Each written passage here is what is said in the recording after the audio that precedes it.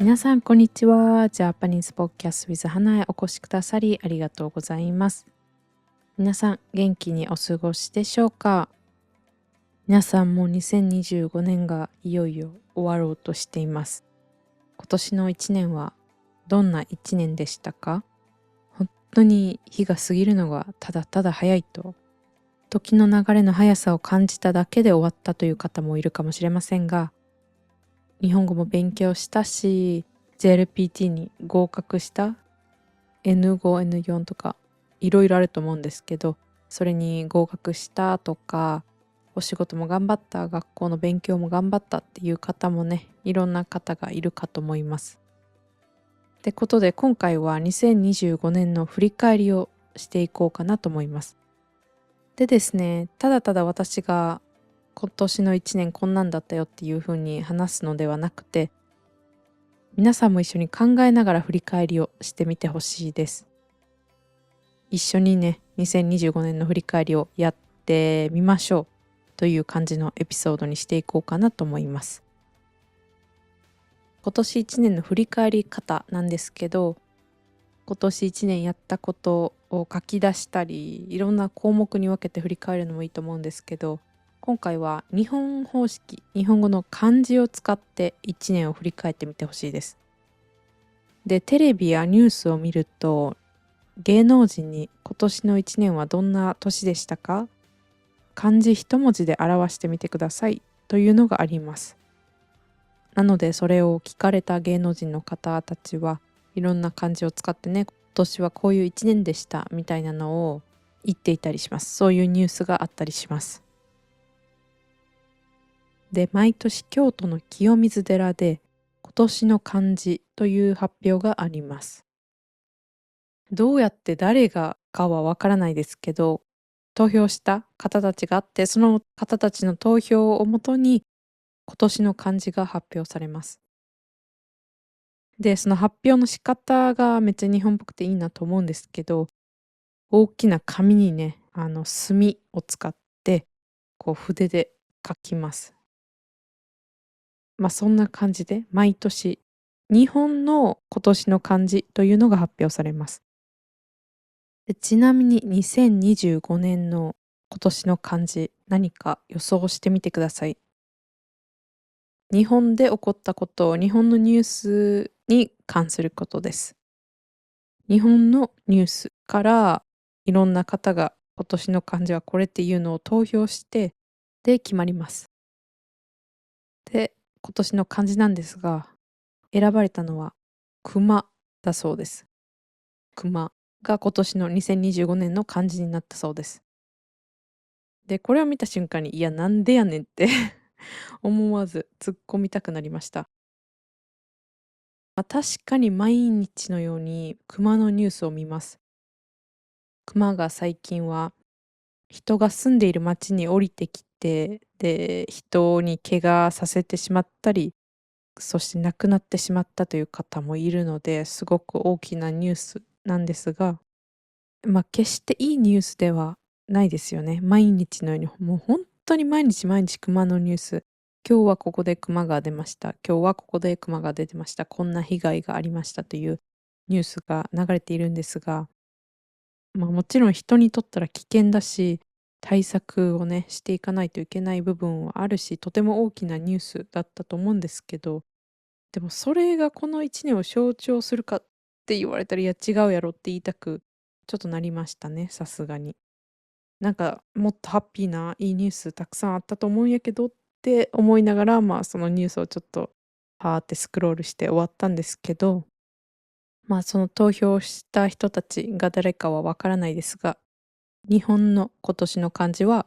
熊だそうです。こんな感じで皆さんにも漢字一文字を使って今年1年を表すやり方、方法があるので、一緒に考えてみてほしいです。で、日本語は今年勉強し始めたばっかりだし、漢字はまだまだあまり勉強していなくてわからないという方もいるかと思います。その方は今年を表す単語を一つ考えてみてください。皆さんの母国語でもいいし、日本語でも知っていたらそれで、まずその単語を考えてみてください。で、それを調べて、漢字ではどうやって書くかを調べて、この際にその漢字を覚えてしまいましょう。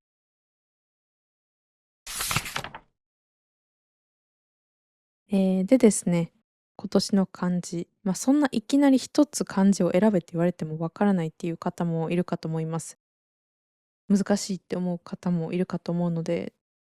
よくある例、多分こういうのに当てはまってる人が多いんじゃないかなっていう例をいくつか挙げていこうかなと思います。まず一つ目は挑むという漢字です。挑戦とかチャレンジする時の、挑ですね、挑む。この漢字を使う方もいるんじゃないかなと思います。今年新しいことにいろいろチャレンジしてみた方、今までやりたくなかった先延ばしにしていたけど、今年は頑張ってね、ちょっとやってみたっていう方、それが今年を象徴するような場合、その方はこの挑むっていう漢字をね、使って自分の1年を表してみるといいんじゃないかなと思います。次、よくあるのは学ぶという漢字です。学習とか、学校とかの漢字ですね。学ぶという漢字です。これも、当てはまる方が多いんじゃないかなと思います。例えば今年日本語を学び始めた方、あとは新しいことをね、学び始めた方、学校の勉強を一生懸命頑張って A プラス取れたよとか、そういう方もね、この学ぶっていう漢字が当てはまるんじゃないかなと思います。あとは、健康の健という漢字もあるかなと思います。今年は健康に気を使った1年だったとか、ダイエットしたよとか、食事をね、今まではジャンクフードばっかり食べてたけど、ちょっと健康的なものに変えてみたとか、ジムに通い始めた、運動を新しく始めたっていう方は、こういう健康っていう漢字が使えるのではないかなと思います。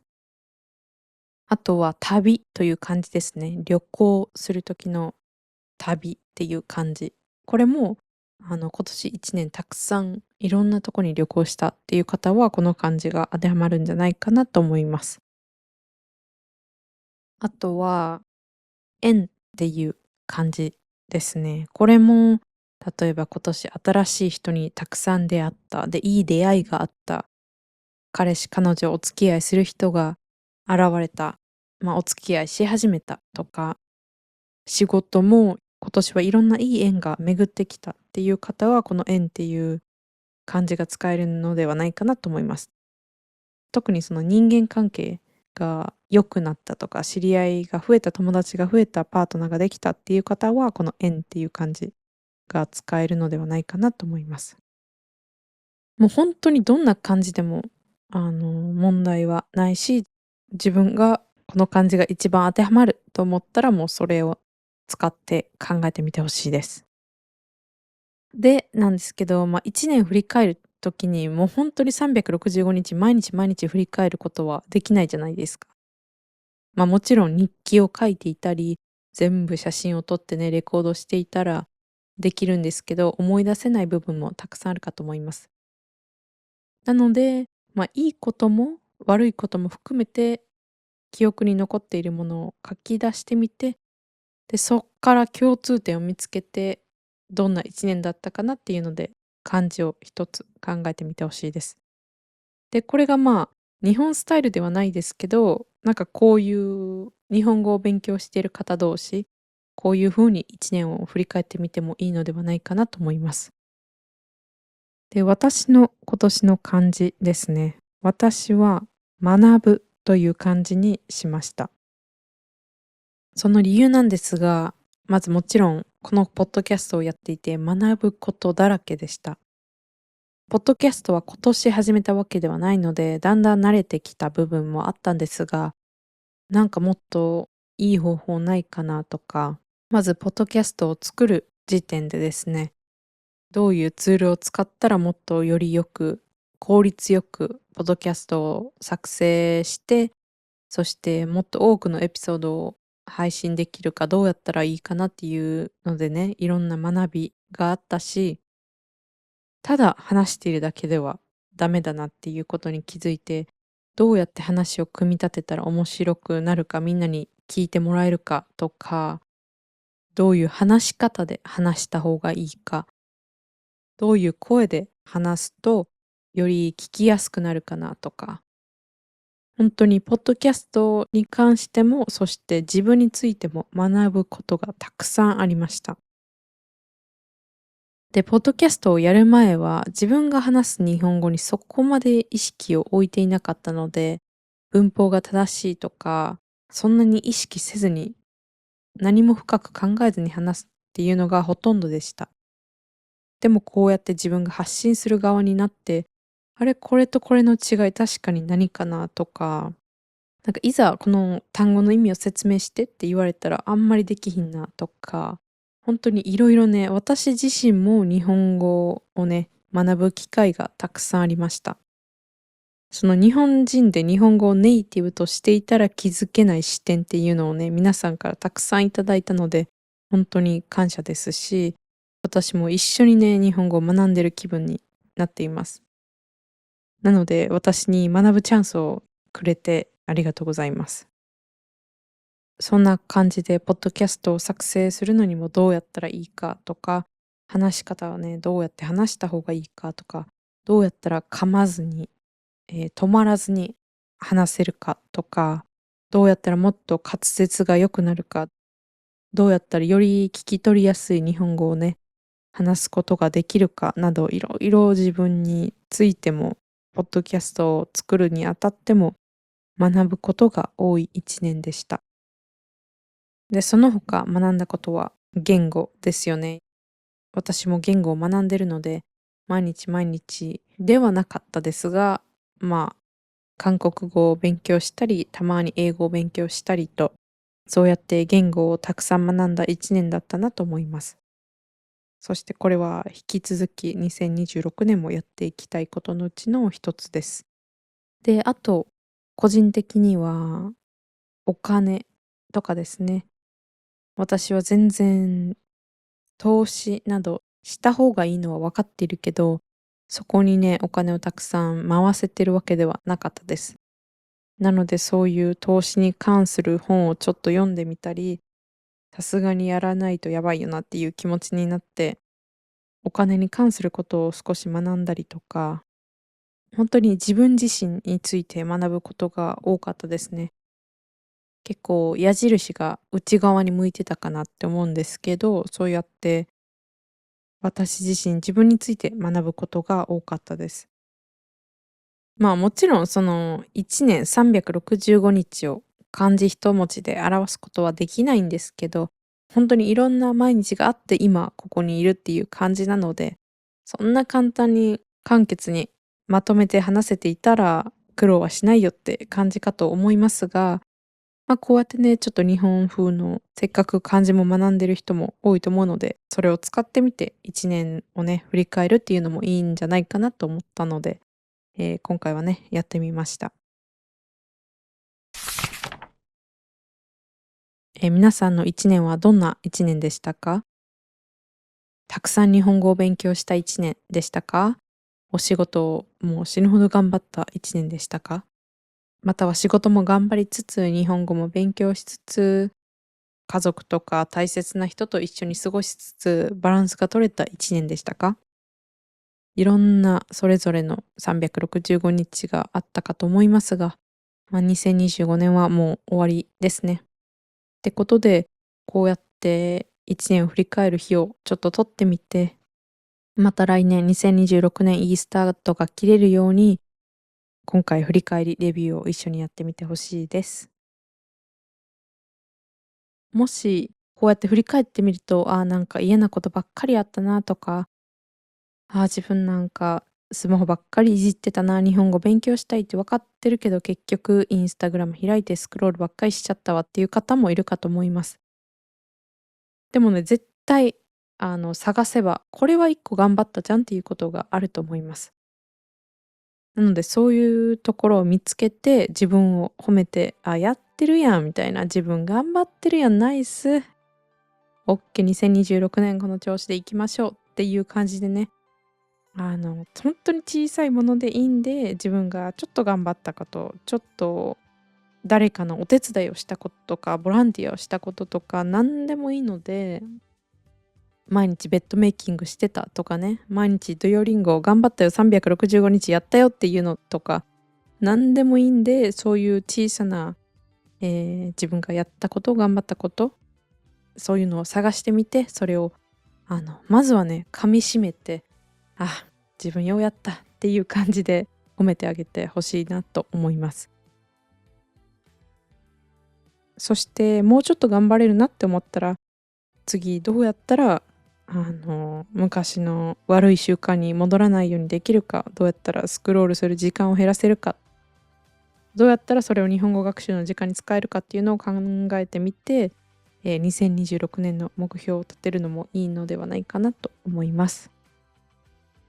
今年はどんなことをやってどんな成長があったか、そして何を改善すべきかなどなど、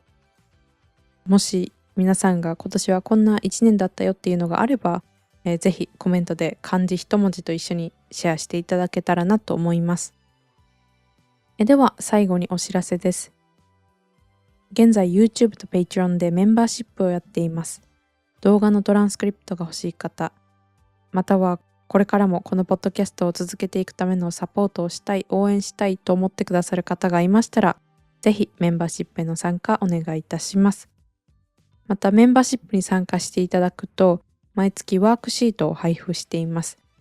文法の練習だったり、ショートストーリーなどを読む練習ができるので、